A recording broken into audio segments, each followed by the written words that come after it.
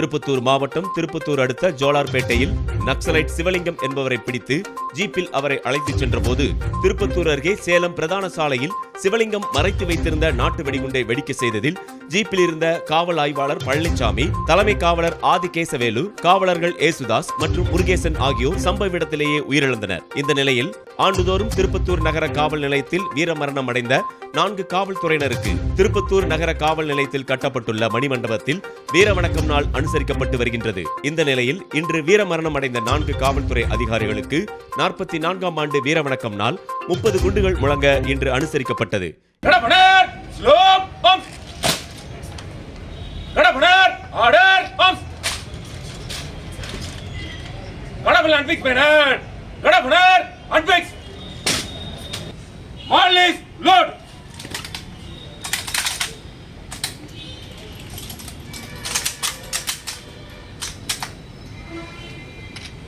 All is present. All is fire. Fire.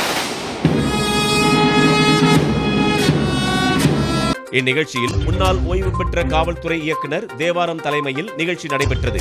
முன்னாள் காவல்துறை தலைவர் துக்கையாண்டி மற்றும் திருப்பத்தூர் மாவட்ட ஆட்சியர் தர்பகராஜ், திருப்பத்தூர் மாவட்ட கண்காணிப்பாளர் ஆல்பர்ட் ஜான் மற்றும் காவல்துறை அதிகாரிகள் கலந்து கொண்டு நினைவிடத்தில் மலர் வளையம் வைத்து அஞ்சலி செலுத்தினர். அதனைத் தொடர்ந்து ஜோலார்பேட்டை சட்டமன்ற உறுப்பினர் தேவராஜ், திருப்பத்தூர் சட்டமன்ற உறுப்பினர் நல்லதம்பி, உயிரிழந்த காவலர்களின் உறவினர்கள் மற்றும் பொதுமக்கள் என ஏராளமானோர் மலர் வளையம் வைத்து அஞ்சலி செலுத்தினர்.